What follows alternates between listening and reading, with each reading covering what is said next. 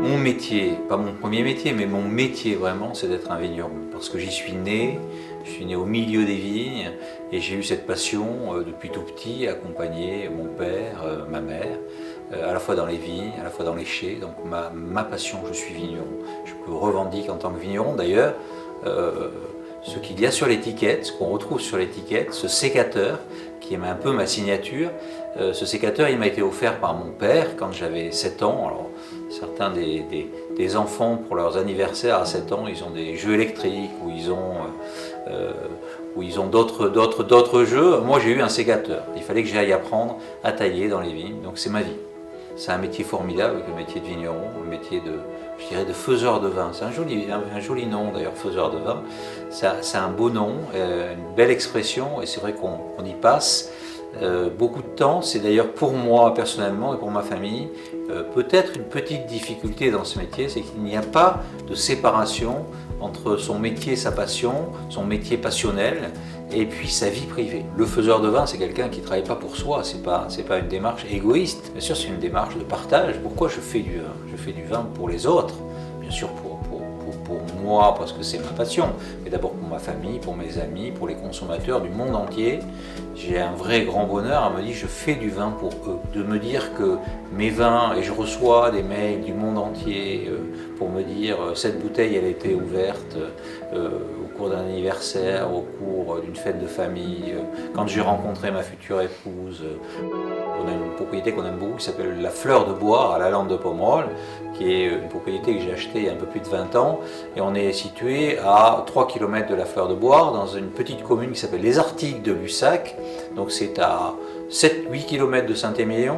Et là, sur une partie de sol dans lequel il y avait quelque chose qui m'intéressait beaucoup quand on a acheté ces sols, c'est qu'il y avait une vraie mosaïque de terroir, et je me suis dit dans cette mosaïque de terroir, je vais pouvoir y implanter différents cépages.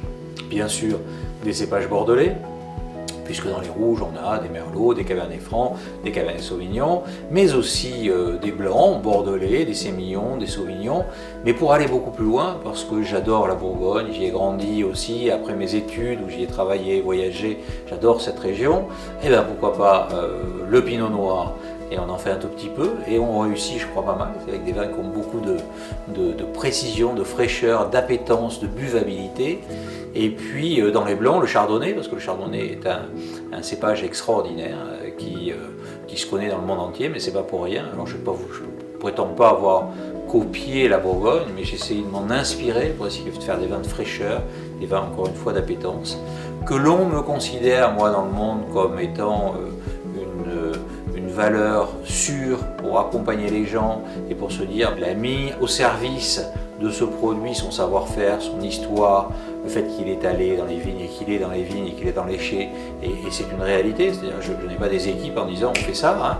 J'y suis, on va déguster, comme c'est un vrai sujet familial, on y va avec mon épouse qui aime bien aussi tous ces cépages comme le pinot, le chardonnay, donc on va déguster ensemble, c'est une vraie notion familiale, donc je pense que le consommateur il s'imagine qu'on est derrière, ce qui est une réalité et qui me satisfait complètement, parce aux mêmes égards que peut l'être un chef, je me souviens d'avoir passé avec Paul Bocuse au Japon une semaine entière et qu'il était adulé, donc moi je n'ai pas cette prétention, je dis simplement c'est vrai que je fais ce métier comme peut le faire un chef et je pense qu'en plus les vins vont bien aller avec des mets qui sont très divers parce qu'on peut tout imaginer. Sur certains rouges, un joli veau qui est grillé, on peut imaginer des coquilles Saint-Jacques, on peut imaginer des tempura ou alors des sushis avec un sauvignon. Voilà, on a une vraie palette et on a un côté très large aussi de cuisines diverses qui me vont bien parce qu'à un certain âge, on a aussi envie de s'ouvrir, ce savoir qu'on a travaillé, qu'on a eu pendant des années et des années, à un moment on le met au service d'un projet et je crois que c'est ça qui est formidable.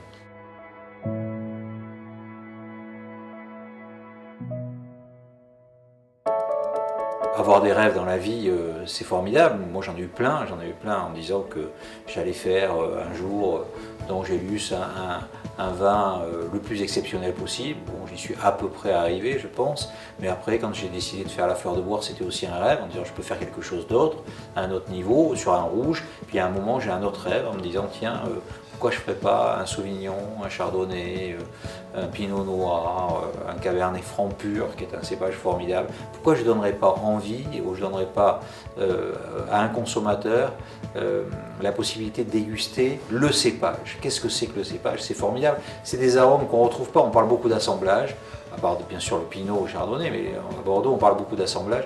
Et là on va aller rechercher quel est le goût du cépage, quel est le goût du Cabernet Franc, quel est le goût du Merlot, quel est le goût du Cabernet Sauvignon, du sémillon pur, mais plus personne ne sait ça.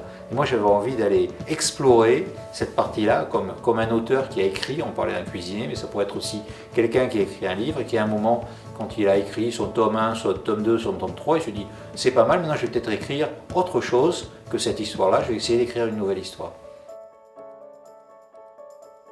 Combien ça me manque de ne pas voyager. Alors ça c'est sûr que ça me manque tellement de ne pas voyager parce que je pense que pour moi le contact c'est formidable. Moi j'ai toujours voyagé dès que j'ai pu, j'ai adoré le voyage, mais j'ai adoré le voyage pour la rencontre aussi.